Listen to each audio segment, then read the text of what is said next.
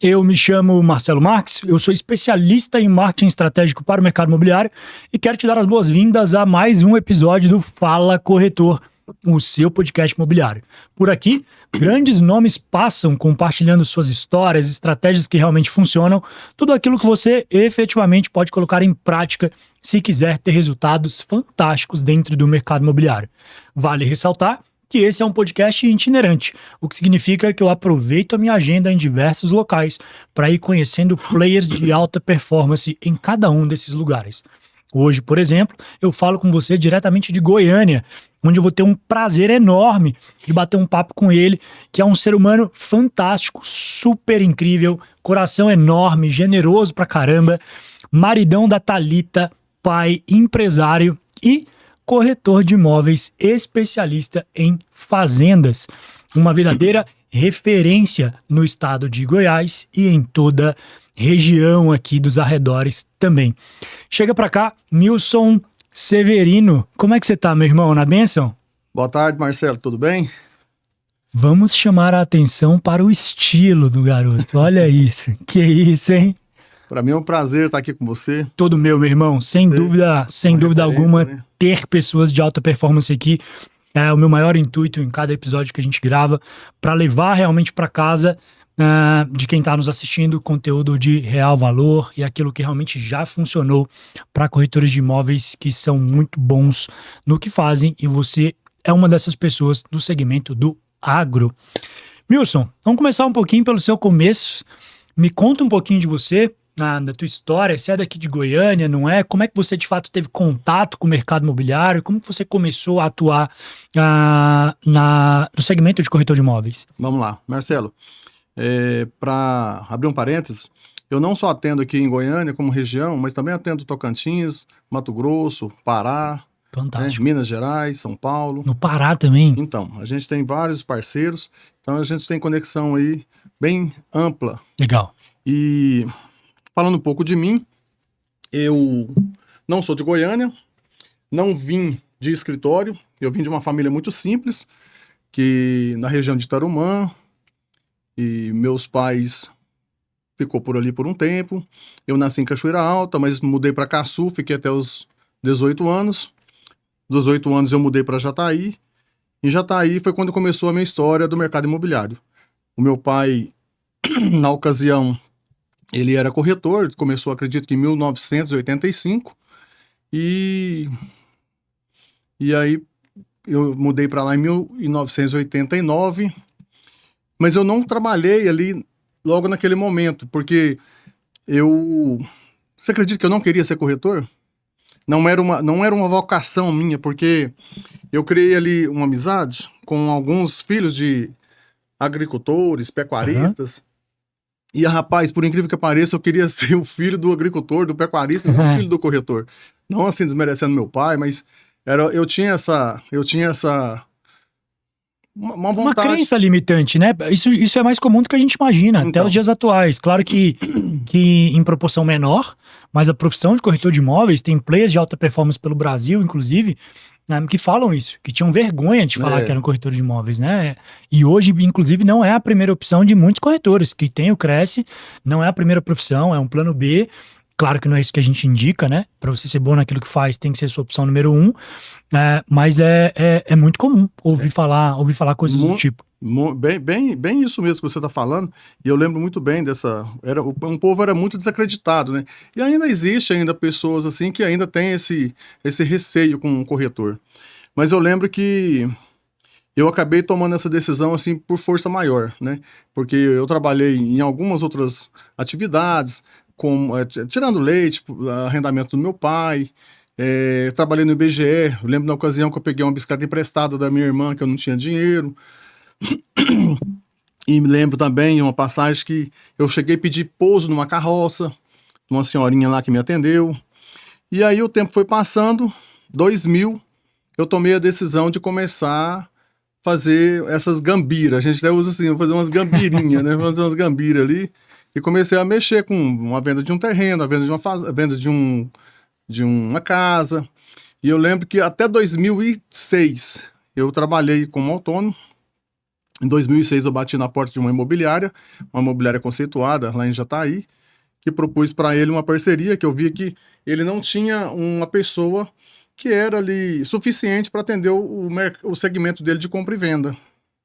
Isso de um modo geral ou já especificamente para o agro, para fazenda, ou não? Você começou... Não, de um modo geral. Ok. A imobiliária dele tinha lá campo para compra e venda, mas ele estava forte na locação. Ok. Eu peguei, fiz uma parceria com ele de 50-50, onde eu assumi todo o segmento de compra e venda urbana e rural. Trabalhei com ele até 2006, de 2006 até 2011. 2011 eu tomei a decisão de abrir a minha própria imobiliária, da qual eu tenho ela até hoje. Aí sim, segmentada. Isso, aí, que é a Gran Vista Fazendas. Sim, conversamos sobre ela.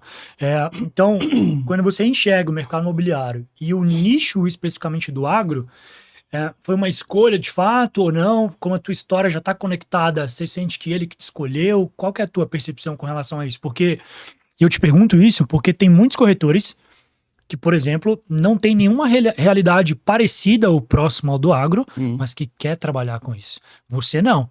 O agro faz parte da tua vida, né? Você nasce, a tua infância é em fazenda. Então, você entende que você escolheu ou já foi escolhido por esse segmento? São as duas coisas, porque eu já estava no meio, meu pai ali no meio, e eu vendo também a questão de necessidade, porque eu sei por onde eu já passei, as dificuldades que eu já passei, e eu percebia que era um segmento, assim, muito abastado, sabe? De muita gente de grana, de negócios grandes. Então eu comecei a enxergar que era um segmento que eu poderia estar ali trabalhando, que eu poderia ganhar mais, que eu poderia ter mais recursos, porque eu sempre quis ter as coisas para mim, sabe? Eu sempre tive vontade de prosperar. E aí a maneira que eu enxerguei foi começar esse segmento imobiliário. Você lembra quanto tempo em média levou para você fechar o teu primeiro grande negócio no ramo? O meu primeiro grande negócio. Talvez não o meu primeiro grande negócio, mas a minha primeira grande oportunidade. Como que ela surgiu? Esses amigos que eu fiz quando eu mudei para Jataí, que são meus amigos até hoje, tem uma amizade lá de mais de, sei lá, de 30 anos, 30 e poucos anos, que são ainda meus clientes, que é algo que para mim isso é muito valioso. Certa ocasião, depois de atender vários deles, um deles me indicou para uma amiga, que inclusive é aqui de Goiânia. Me indicou para essa amiga que queria vender uma propriedade rural, me indicou para eu poder atender ela, eu entrei em contato com ela, e ela me disse o seguinte, falou assim, Milson, eu tenho uma fazenda e eu tenho um cliente, que eu quero que você venda a fazenda para o fulano de tal, eu indicar, mas não vou te pagar a comissão devida, porque a fazenda é minha, o cliente também é uma indicação minha. Mas eu gostaria que você trabalhasse por indicação de um amigo seu, que é amigo meu. E ali, para mim, foi a grande cartada, assim, foi o diferencial desse segmento meu, porque esse cliente é o meu maior cliente até hoje. Eu fiz a venda para essa mulher, atendi esse cliente, né, fiz a venda, e é o meu maior cliente. Não recebeu por essa venda? Recebi 2%. Ah, ok. 2%. Era uma fazenda pequena na época. Ela flexibilizou, então, que ela meio que não queria, né? Hã? Ela flexibilizou, então, depois, porque ela não queria, né? Não. Ela não queria não, ela propôs, ela foi muito honesta comigo. Ela disse para mim assim, eu vou te pagar a comissão, mas não uma comissão do valor cheio. Ok. Mas sim vou te dar 2%. Tipo, tô te dando cliente, tô te dando produto. Tá ótimo, para mim, eu pensei comigo, né? Sim. Tá ótimo. Então, o que aconteceu? Eu atendi ela, atendi esse cliente, e eu tenho ela e esse cliente até hoje no meu portfólio. Até hoje. Fantástico de ouvir isso, principalmente de uma bolha fora da tradicional, que é o agro, porque reforça a importância de desenvolver relacionamentos nesse mercado. Relacionamento. E o que eu vejo nisso, Marcelo? Esse amigo meu, que eu já tinha feito vários negócios com ele, ele teve a confiança de me apresentar para um grande agricultor, né? Um grande agricultor, me apresentar para essa proprietária da fazenda, e isso para mim foi muito forte. Essa confiança, né? E eu lembrar a pessoa que eu já fui, assim, sabe? Aí você lembrar assim, lá do interior, lembrar do seu tempo que você fazia o censo de bicicleta e você ter a Sim. confiança de lidar com grandes nomes e grandes negociações, para mim isso foi muito relevante. É muito Muito prazeroso, na verdade, relevante. né? A gente olhar onde a gente chegou É, e fazer uma análise da nossa trajetória, os lugares isso. por onde a gente passou. Bom, como eu comecei dizendo, o mercado do agro no Brasil, ele é uma bolha à parte, né? É, tem muito mito, tem muita coisa que é verdade, enfim. Quando você faz uma análise da tua retrospectiva, no momento em que você tem contato efetivo com esse mercado, profissional, é claro, qual que era o cenário do agro no Brasil ali naquela época? Você fala na época que eu comecei a trabalhar? Isso. Então, se você tem contato com o mercado imobiliário do agronegócio, vou atuar nele. Qual era a realidade naquele momento ali?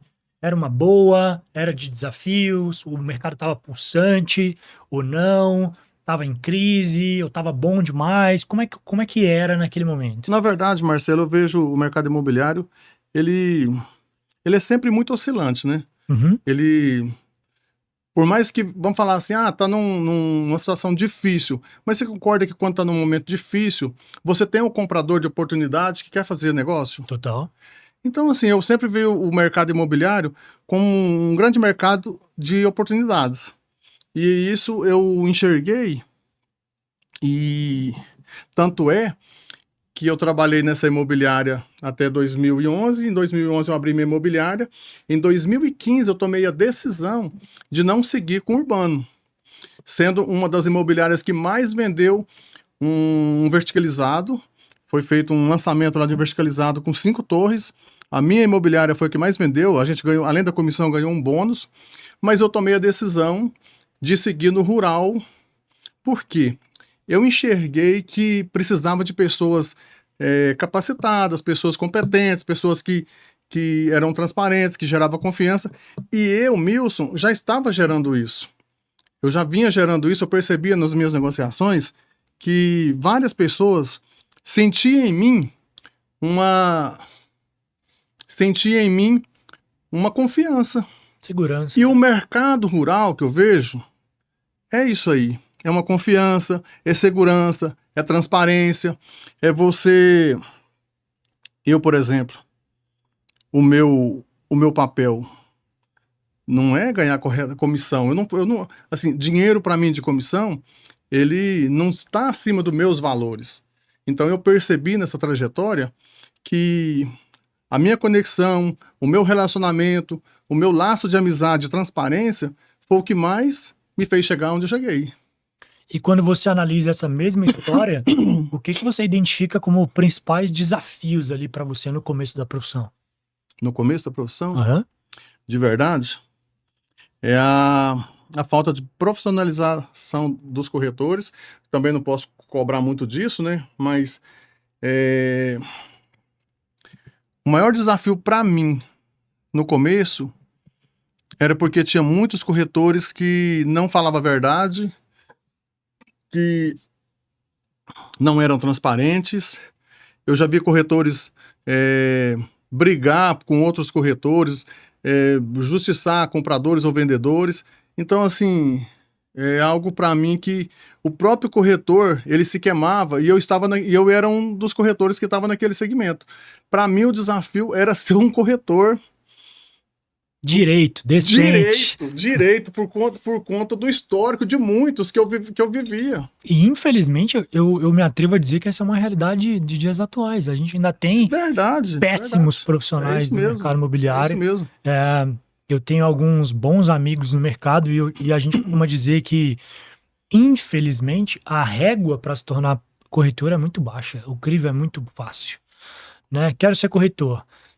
Você faz um curso ali que, na minha sincera opinião, não te prepara, você não sai de lá preparado, né? E juntando isso a maus comportamentos pessoais, tem colocado péssimos profissionais no mercado.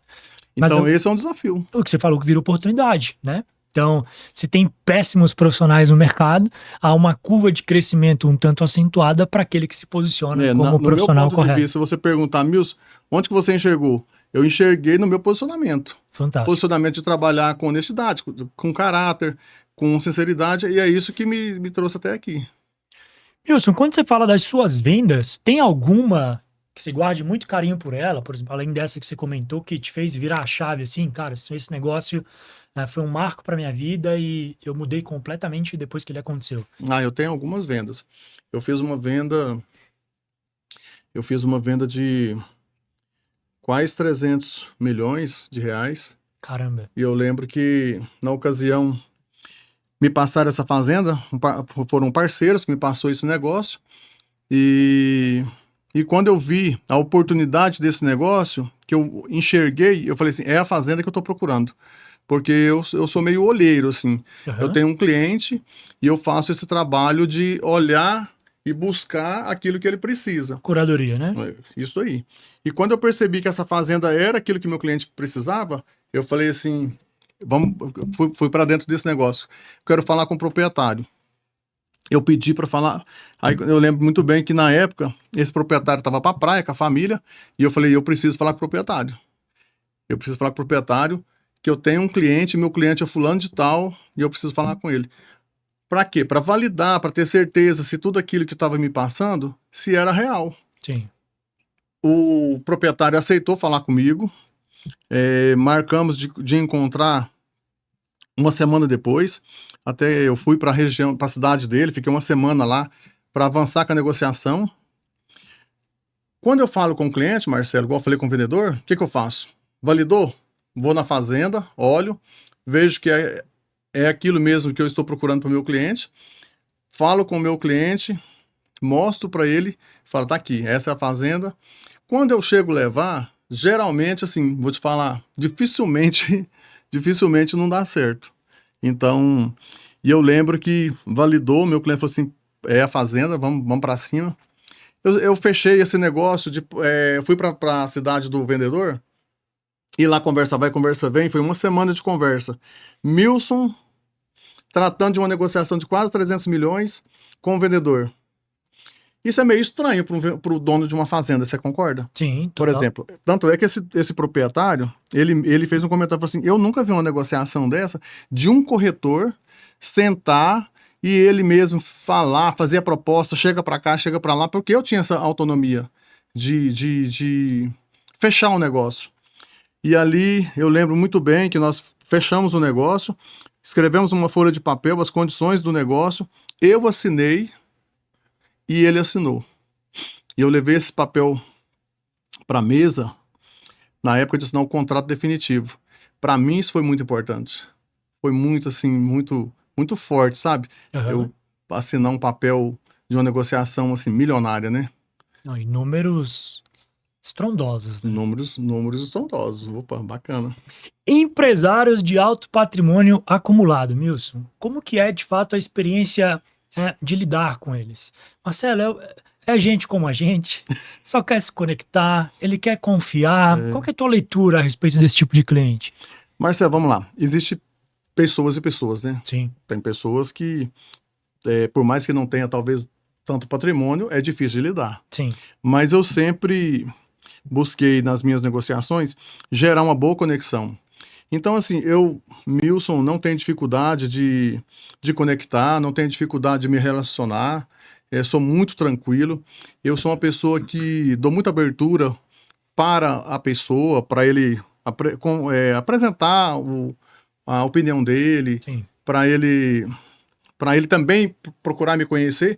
Então, assim, para mim é muito tranquilo. Eu sentar com uma pessoa que tem 10 milhões ou sentar com uma pessoa que está na casa de bi, isso é muito tranquilo. Eu nunca tive essa dificuldade. Agora há pouco, inclusive, eu vi você atendendo um telefonema. Vou abrir aqui um pouquinho pro pessoal. Obviamente não vamos citar nomes, mas a tranquilidade de você tratar e falar com, acho que era 10 bilhões, né, de patrimônio acumulado, impressiona a simplicidade e a tranquilidade com a qual você lidar com esse tipo de cliente. Isso você vê como seu?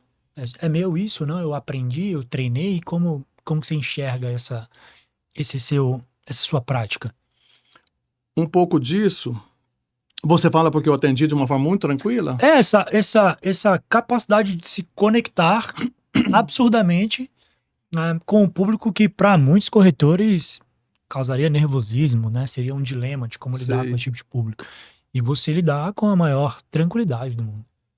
Marcelo, para mim, assim, de fato você presenciou mesmo, eu não ia nem comentar, mas você concorda que é uma conexão de muito tempo, que a gente Aham. já vem tratando de alguns negócios, é, mas eu penso assim, ó, da mesma forma que eu conheço a pessoa e sei como a pessoa e é tranquilo, eu também já passei a minha pessoa para ele. Então, assim, acaba É um tornando-se muito natural. relacionamento construído, né? É um Perfeito, relacionamento construído, né? É perfeito. diferente de repente de você pegar e falar assim, olha, pega o telefone aqui e fala com fulano de tal lá, de Dubai, não sei das quantas. Eu não conheço ele, ele não me conhece. De repente, o jeito que ele vai me tratar Num vai, primeiro momento não vai ser daqui. Sim, não vai ser perfeito. do mesmo jeito. Então, eu falo que isso é conexão, é relacionamento, é confiança. É o meu pensamento com relação a essa Já situação. fica de recado para você que está em casa, agora sim, literalmente, do mercado popular, médio, alto padrão, luxo e agora agro, invista em relacionamento. A Relacionamento. capacidade que essa fonte de aquisição tem de escalar os teus resultados é simplesmente absurda.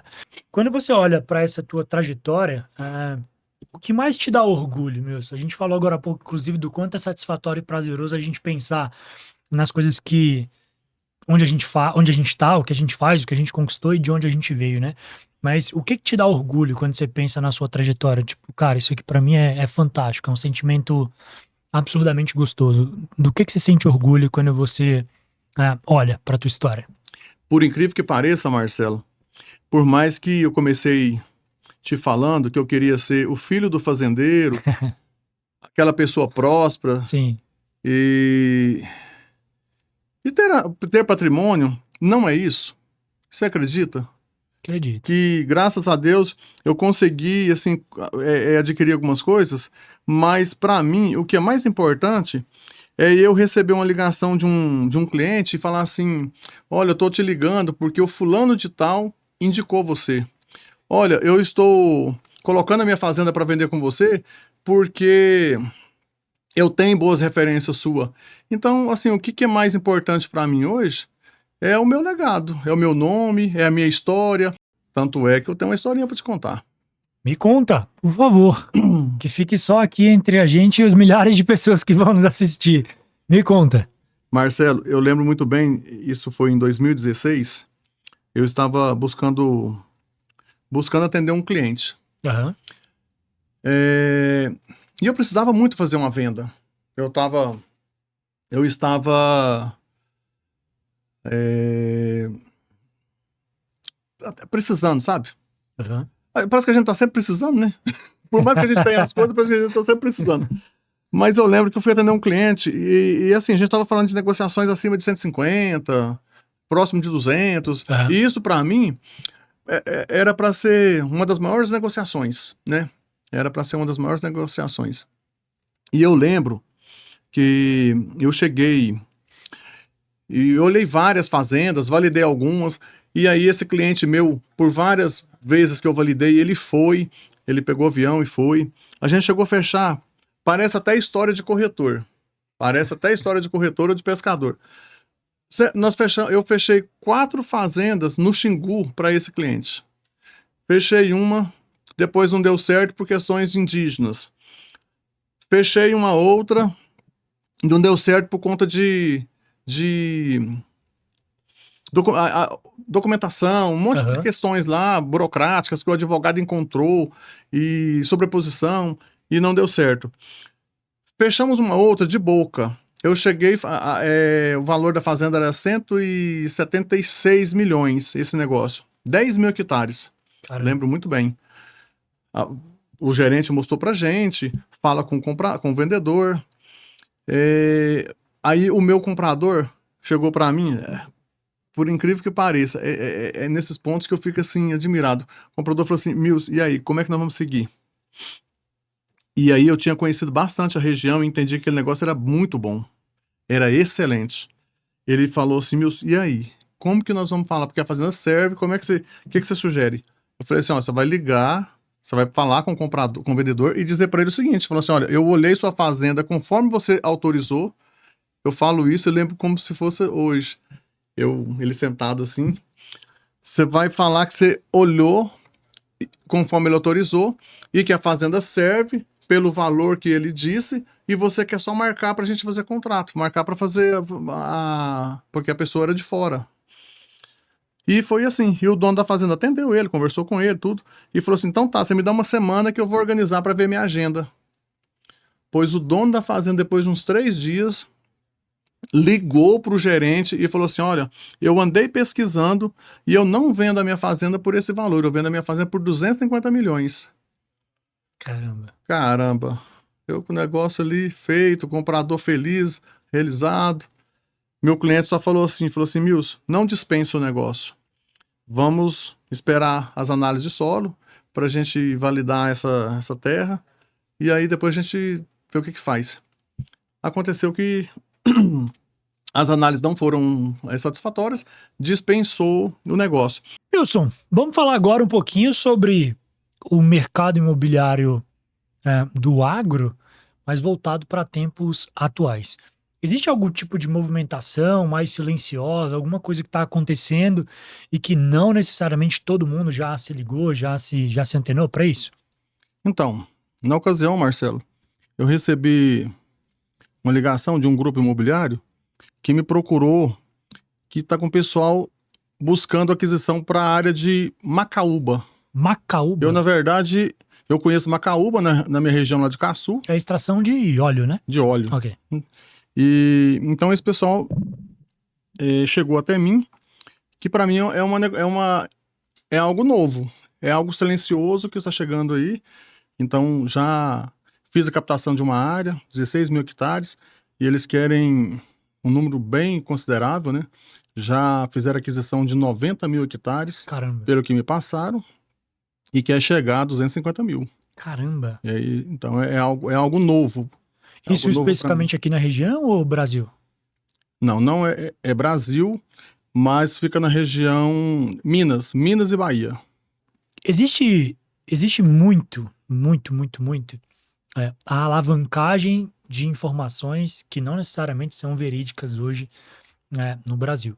Com o mercado imobiliário de propriedades rurais não é diferente.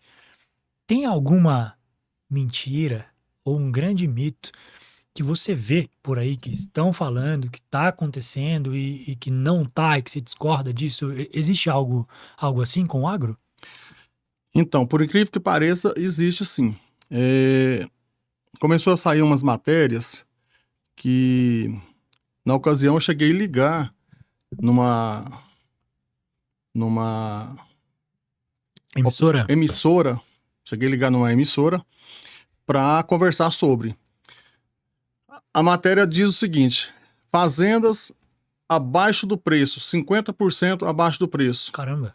E eu fiquei procurando assim na minha cabeça, falei, gente, mas cadê essa fazenda? Porque eu tenho vários compradores, eu tenho vários clientes. Eu nunca fiz uma negociação de uma fazenda com valores assim de 50% de deságio ou, sei lá, 30%.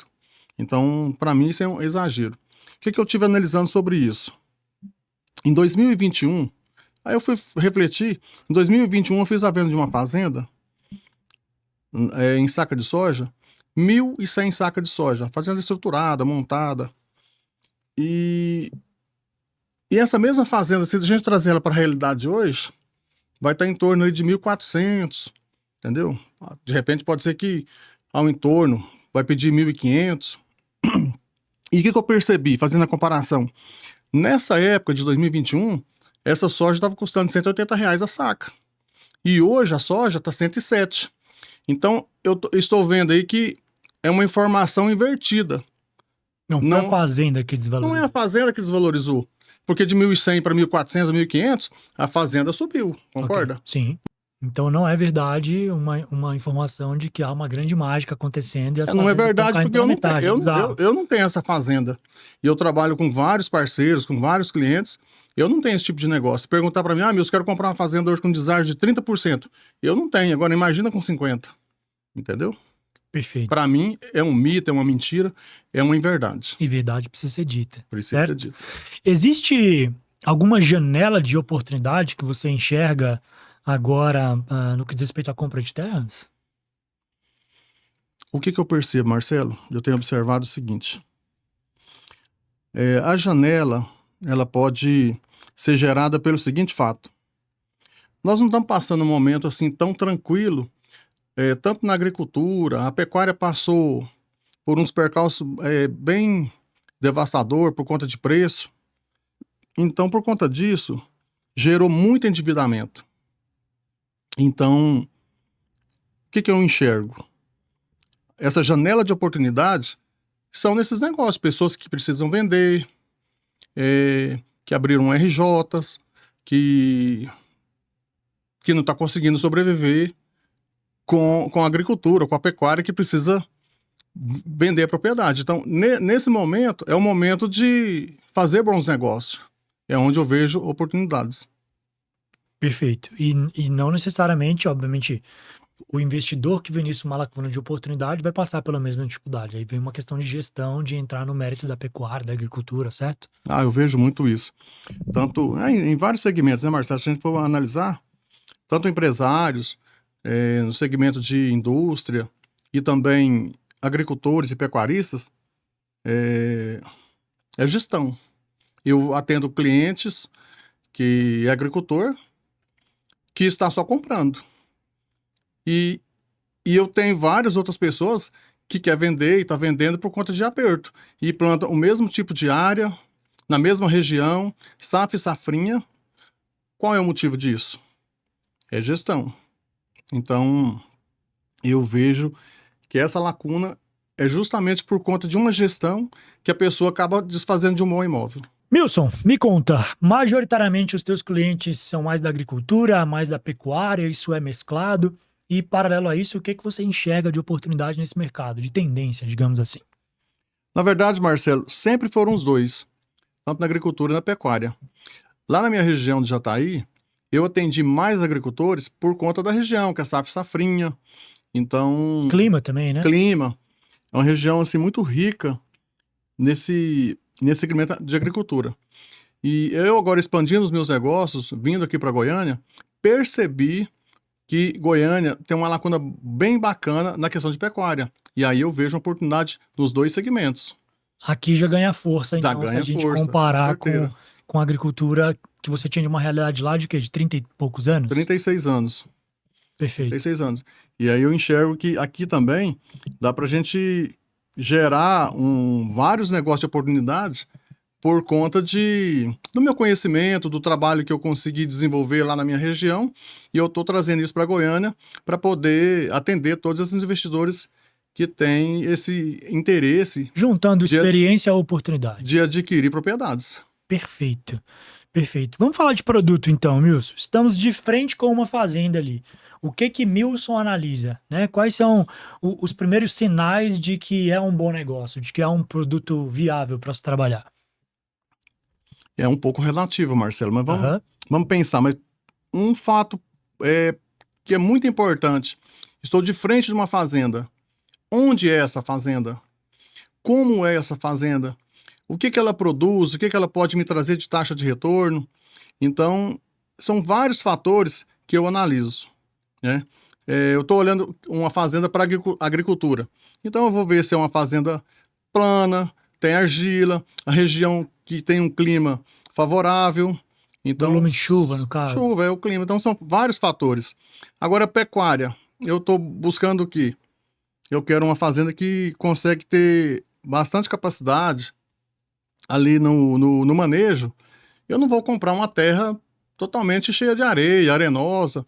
Então eu busco um pouco mais de argila também, mais estruturada. Então a gente vê vários fatores aí de uma fazenda. Tem algum erro, tecnicamente falando, que você vê compradores de primeira viagem cometendo? Então, assim, eu não sou alguém que venho de um histórico de compras de fazendas, mas pela primeira vez eu teria essa experiência. Tem algum erro que você enxerga assim como clássico, que isso acontece pra caramba? Não acontece muito, porque geralmente o pessoal que está comprando fazendas, ele já tem, assim, em mente o que que eles buscam. Mas um dos erros que eu já presenciei e já até abordei o cliente por conta disso, é o cliente achar que uma fazenda é a casa bonita, um rio, uma piscina. Isso é algo para mim que é emocional. Então, adquirir uma fazenda não é comprar a beleza da fazenda, mas você tem que olhar num todo, toda a estrutura que ela oferece. Então, para mim, um erro é olhar só a sede e a estrutura em si, as benfeitorias. Seria algo mais superficial, né? E Muito não mais superficial. aprofundado. Na verdade, dependendo do tamanho da fazenda, a sede em si, o valor é até irrelevante. É o de menos. É o de menos. Tem algum detalhe técnico que mais faz alterar ou não o preço de uma fazenda hoje no Brasil? O que altera muito o preço final de uma fazenda? Produtividade. Destino, sol. Produtividade. Por exemplo, eu lembro, na época que eu estava começando, em 2015, não, começando assim, que eu decidi trabalhar com rural, eu lembro muito bem, os preços nossos na região era X. E em tal região, vamos falar no Mato Grosso, era Y. E você acredita que por conta da produtividade e do que essa terra começou a oferecer, por mais que era a logística, a distância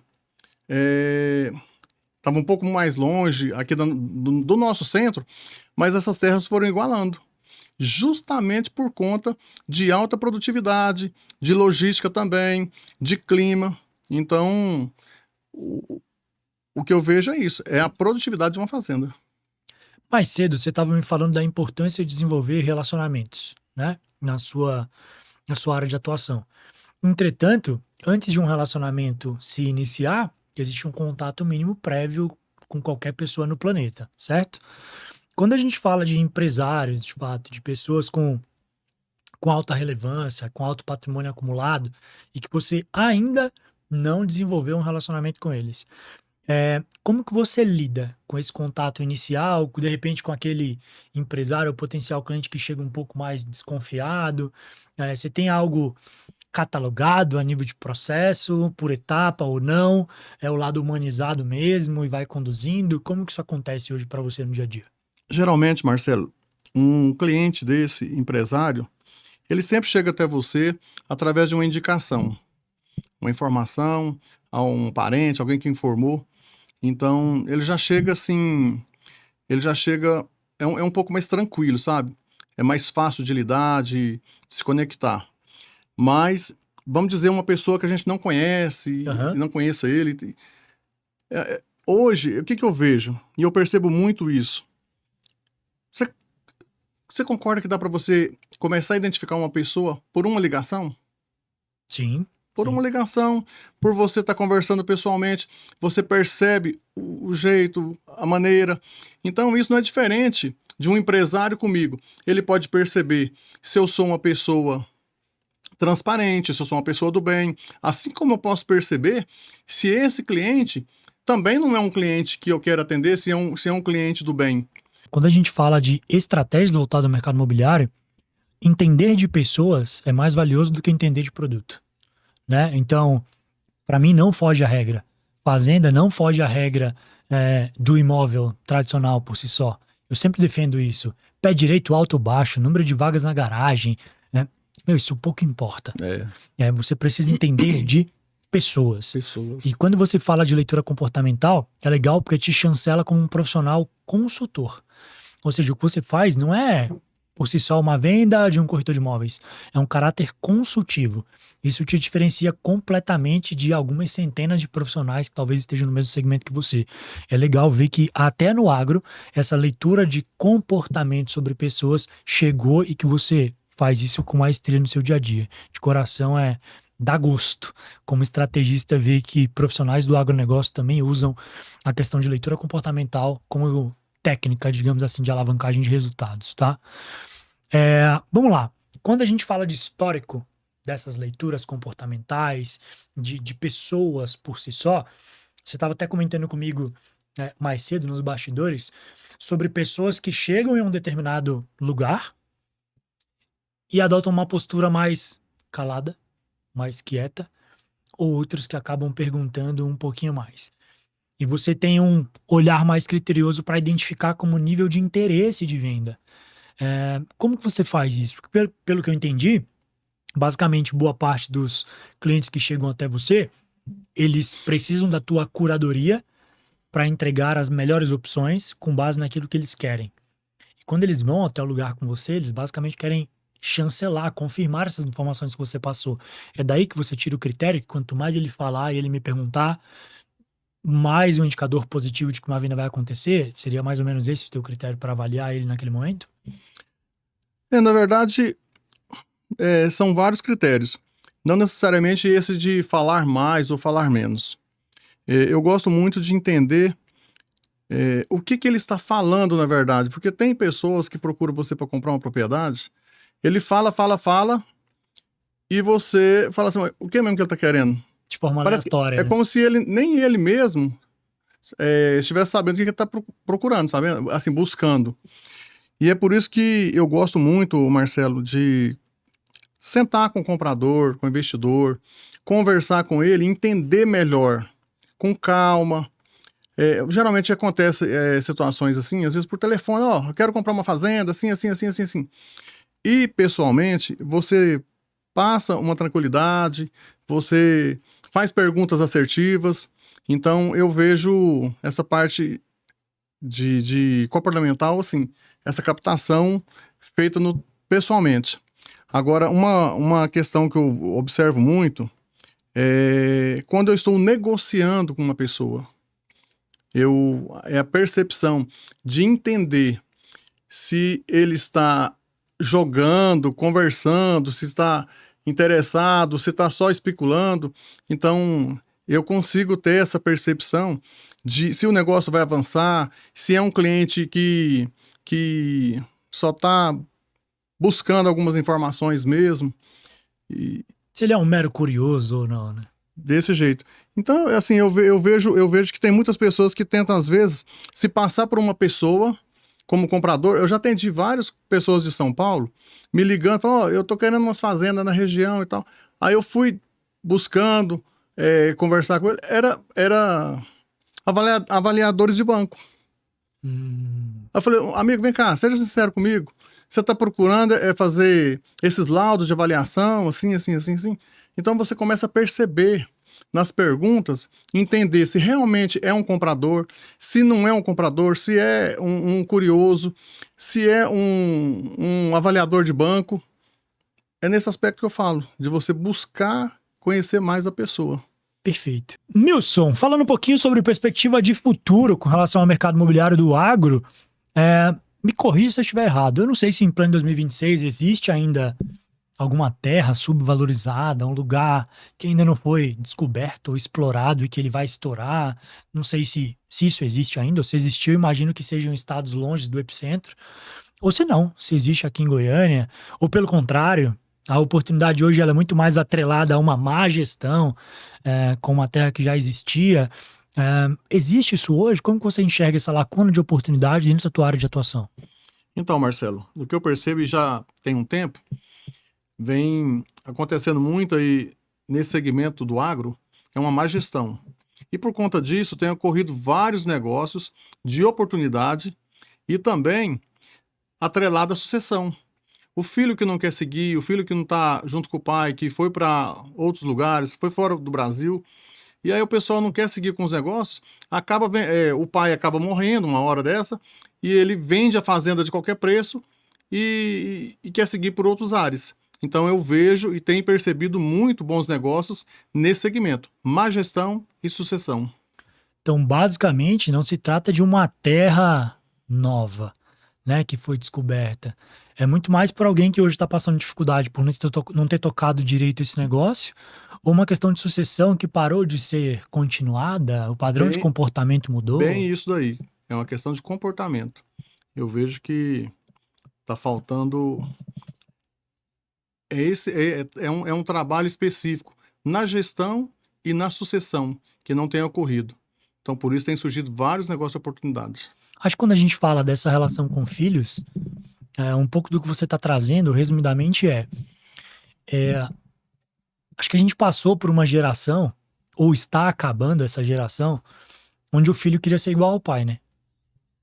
Isso está com os dias contados. Acho que se a gente comparar com o que você está me trazendo de informação, é que hoje a gente tem famílias em que um filho não necessariamente vai seguir os passos do pai, quer tocar as mesmas coisas que o pai ou quer ser como o pai. Você pode ter na sua carteira inúmeros fazendeiros que o filho quer estudar medicina nos Estados Unidos, por exemplo, nada a ver com o que o pai estava fazendo aqui no Brasil, e isso resulta numa sucessão descontinuada, e isso gera uma oportunidade. Acho que é isso que você está É um trazendo, pouco certo? disso. É bem isso mesmo que você está falando. E aí se atrela a uma segunda opção, que seria a má gestão. Seria isso aí, a má gestão. Mas uma coisa que eu tenho percebido também, Marcelo, vejo alguns clientes que eu tenho, que são proprietários, que têm trazido ali alguns filhos, e isso eu tenho percebido. Geralmente, aqueles filhos que estão ali junto com o pai, e o pai sempre trabalhou uma gestão redondinha, tudo certinho, esse cliente sempre tem comprado. É um cliente que compra, é um cliente oportunista, um cliente que é um investidor. E eu vejo, então, aonde que está o erro que a gente está replicando aqui. Gestão e sucessão. É onde surgem as oportunidades. Se eu aproveitar o gancho de oportunidade para falar de padrão de comportamento de comprador, como que você enxerga o perfil de comprador nos próximos anos? Porque, me corrija se eu estiver errado, para mim tecnologia não é futuro, ela é presente, né? Assim como inteligência artificial, enfim, acho que isso já faz parte do nosso dia a dia. Na tua opinião, o mercado, a nível de exigência de comprador, tá? Ele vai acompanhar essa curva de crescimento? Então a gente vai ter um comprador exigindo mais no que diz respeito ao intelecto, à técnica, à tecnologia, antes de pensar em comprar uma terra ou não? Como que você enxerga essa projeção agora para os anos que teremos pela frente? Pensando no comprador. O comprador sempre ele quer fazer um excelente negócio, buscar negócio de oportunidades, e eu vejo que isso está acontecendo, né? Agora, não resta dúvida que ele precisa tecnificar e acompanhar o que está acontecendo no mercado, porque senão ele vai entrar numa situação que está fora do nicho que já aconteceu no passado. O pessoal não tecnificou, o pessoal não ajustou, não planilhou, não se organizou. O que aconteceu? Teve frustração de gestão e acabou vendendo essas propriedades. Então, esse novo comprador que vai fazer agora novas aquisições são compradores que com certeza ele já está enxergando lá na frente, mas ele busca mesmo são negócios de oportunidades. E eu acho que para a gestão ele traz com ele um time, né?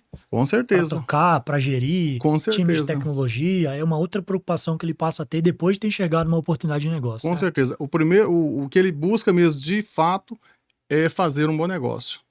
E isso é o foco principal de um investidor. Ele sempre quer um bom negócio. Fantástico. E de oportunidades. Gerada por sucessão não continuada. Gerada por questões que foram frustradas aí no longo dos anos. Legal. Milson, se você estivesse começando hoje, 2026, analisando a tua trajetória e falando com um corretor que está te assistindo agora e que está pensando em começar no mercado do agro, onde você aplicaria 200% da sua energia? Vamos lá. É uma excelente pergunta. Eu faria tudo de novo no que diz respeito a toda essa trajetória minha, Marcelo. Ela foi gerada com muita confiança, muita transparência e dedicação àquilo que eu faço, que diz respeito a conhecimento. E são vários outros fatores. Por exemplo, eu já me deparei com situações, por exemplo, eu já pedi fazendas de algum parceiro, de um corretor, e expliquei para ele, falou, preciso de algo assim, assim, assim, assim. E aí ele, muito afoito, começou a me encher de fazendas e de WhatsApp, de mensagem. Isso é algo que não deve se fazer. Então, essa é uma dica e coisa que eu aprendi há muito tempo atrás. Então, por conta disso, eu continuo fazendo o que eu já fiz no passado, mas hoje eu investiria no digital, eu colocaria toda a minha força no marketing, no conhecimento de tecnologia para poder desenvolver melhor o meu trabalho para o meu cliente. Atrelando isso ao relacionamento, eu imagino. Com certeza. Fantástico ouvir isso. Para você que está nos assistindo, você vê como o mundo do agro se modernizou, né? A gente tem aqui uma referência no mercado imobiliário do segmento, falando da importância plena de se digitalizar, de pegar estratégias que realmente funcionam e amplificar isso através de marketing estratégico. Diferente. Você, de fato, né, justifica os resultados que você já gerou. Vamos falar sobre algo, Milson, que eu tenho uma linha de pensamento muito bem construída já na minha cabeça. Respeitosamente, chega até a ser um pouco irritante o quanto a gente caminha para um mundo que em muitos aspectos é fútil, é vazio, passa uma falsa sensação de perspectivas com relação a resultado. Eu vejo muitos corretores de imóveis correndo atrás de fórmula milagrosa, de atalho, de um segredo que ninguém descobriu ainda, de uma técnica ultra power gold incrível que ela simplesmente não existe. E surfando nessa necessidade, nessa carência de informação, a gente tem esperteza de guru de internet, falando um bocado de baboseira, tentando vender alguma coisa para alguém, se baseando em resultados que nunca teve ou que nunca gerou. E eu sou muito crítico com relação a isso.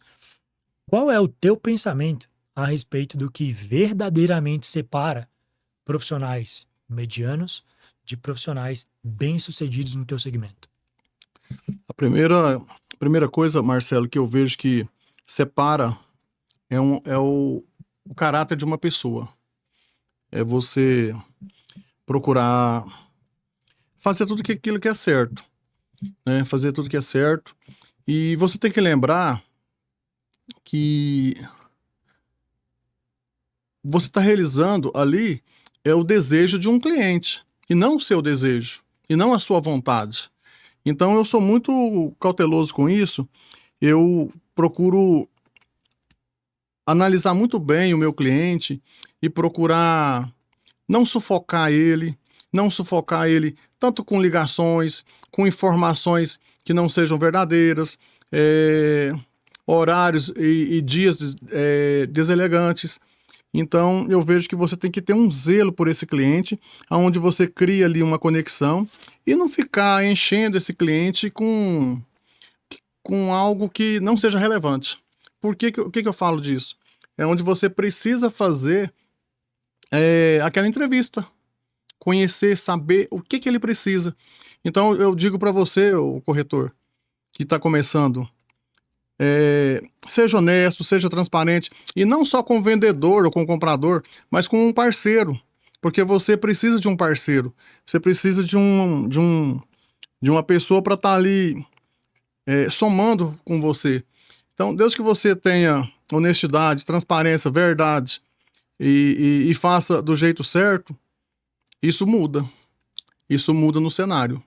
Lá na frente você colhe os resultados, por mais que você não faça um negócio, um aqui, outro ali, outro... Não, mas lá na frente você colhe os resultados.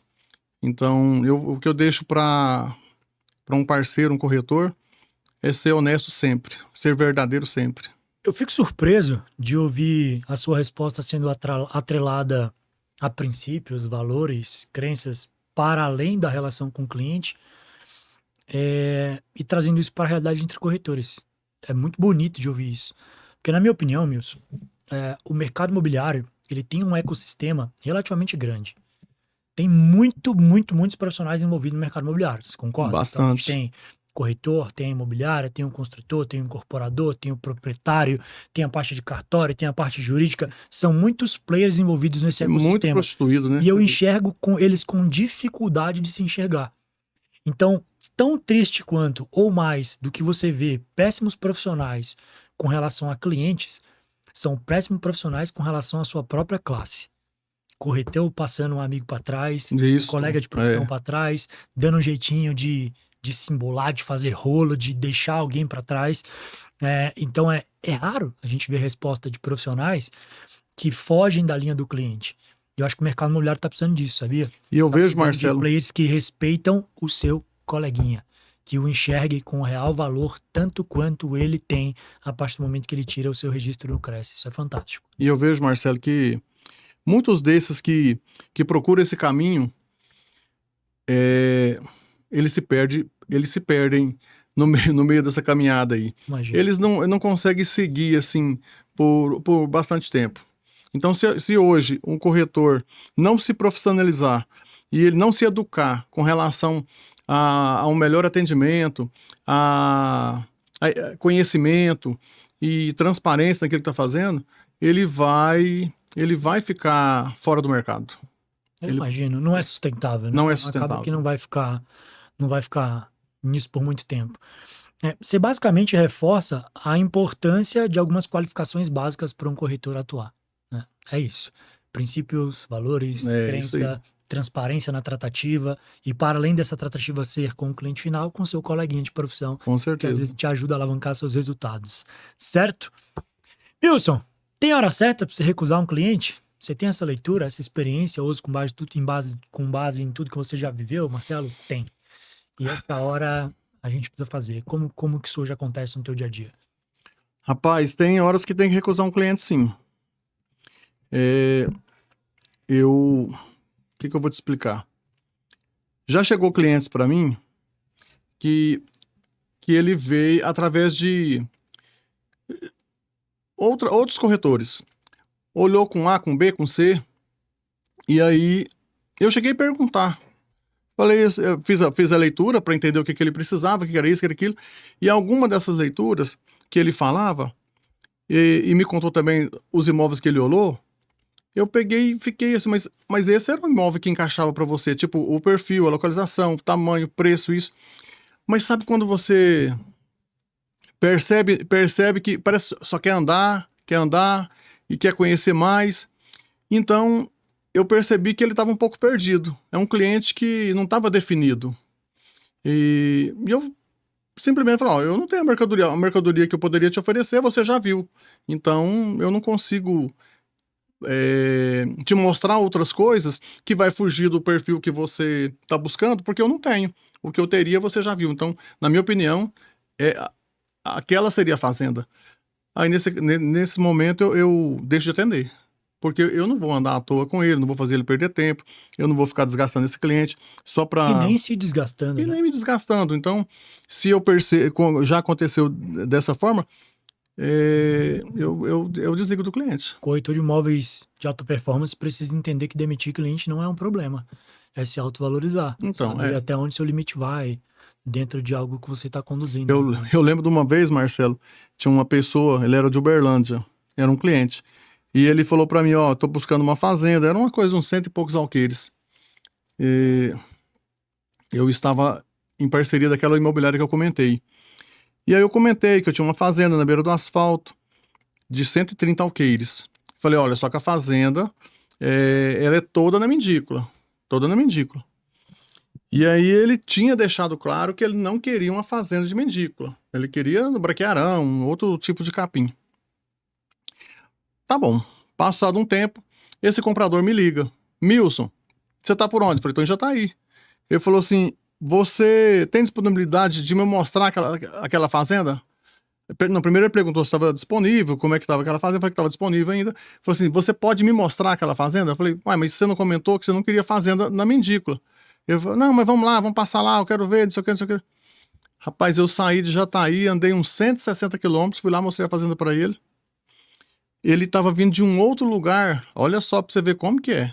Ele estava vindo de um outro lugar que ele teria que passar na frente da fazenda. Ele sabia que ele ia passar na frente, mas ele não sabia onde era a fazenda. Pois eu saí de Jataí, mostrei a fazenda para ele. Gostou da fazenda, olhou tudo certo. Nossa, legal, não sei o que, bem localizada, preço. Mas eu não quero comprar fazenda de Mendícola, rapaz. Eu falei, mas eu não te falei que a fazenda era Mendícola? Então a gente passa por algumas situações né? E aprendizados. E isso me aconteceu. Bizarro. Aí Ele você aproveitou que era conveniente para ele. Era conveniente para ele. Para mim, eu tive que me deslocar, mas para ele era conveniente.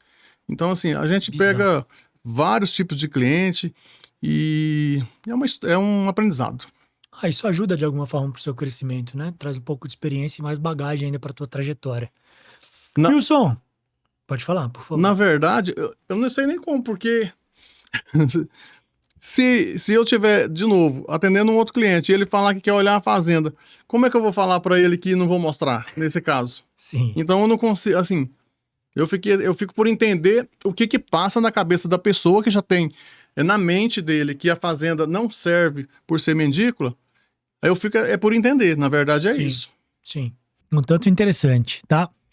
E, inclusive, ela foi pauta até fora do país, né? Recentemente eu estava conversando numa mesa lá na Flórida sobre o mercado imobiliário, inclusive de uma operação que a gente tem por lá. E o que orbitou ali todo o ecossistema da mesa foi justamente um ano tão importante que o Brasil está passando. 2026 é ano de eleição. Na minha sincera opinião, a gente caminha aí para os próximos meses para um pouquinho de caos que já vivemos nas últimas, uma polarização extrema, o país praticamente dividido, na minha opinião, 50% para um lado, 50% para o outro, e se odiando, é amigo brigando, é família brigando. Enfim, o que eu quero saber é, na tua leitura profissional, qual o impacto que o mercado imobiliário do agro, especificamente, sofrerá ou não nos próximos meses, num ano tão importante para o país? Marcelo, vamos lá. O que eu percebi nesses 25 anos de estrada no mercado imobiliário? O que pode acontecer de dar uma impactada é a questão de juros, de endividamentos, de liberação de créditos, commodities e assim vai. Agora, com relação à política em si, as eleições, pode ser que por algum ou outro dá uma retraída, mas sempre aconteceu o negócio. Eu sempre vendi, não parou as negociações. Então, eu falo o seguinte, pelo tempo de experiência que eu tenho, sempre aconteceu o negócio. Eu não vejo que isso é tão relevante no meu mercado, nesse segmento que eu faço, que trabalho há muito tempo. Acho que importante mas meio que se atrela ao fato de excelentes profissionais saberem exatamente como conduzir. Então você acabou tendo resultados expressivos mesmo em anos tão importantes, certo? Com certeza, é isso aí.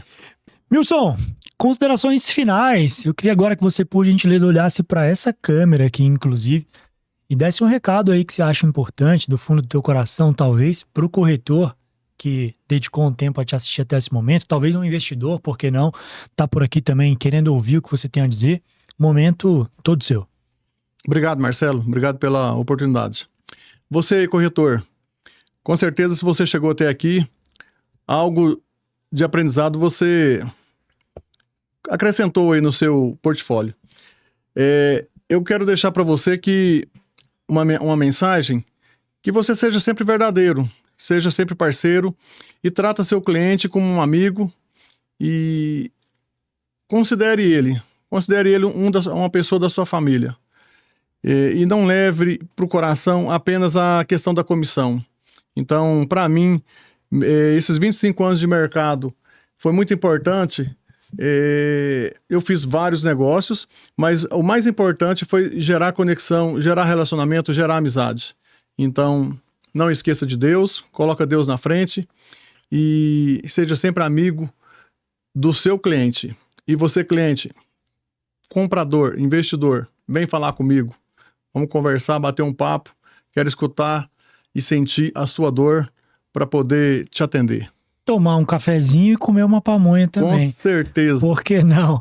Meu querido corretor, eu quero te agradecer imensamente pelo seu tempo dedicado a estar aqui conosco, consumindo um pouquinho da história desse cara que é simplesmente fenomenal no mercado específico do agro, de todo coração. Muito obrigado, eu desejo que Deus abençoe a sua vida abundantemente. Por gentileza, se esse vídeo gerou valor aí na tua vida de alguma forma, não deixe de aqui embaixo deixar o seu like, compartilhar isso com outros colegas de profissão que precisam assistir esse vídeo para que a gente possa continuar enriquecendo, engrandecendo o mercado imobiliário que está cada vez mais cheio de profissionais, melhorando o seu nível de performance.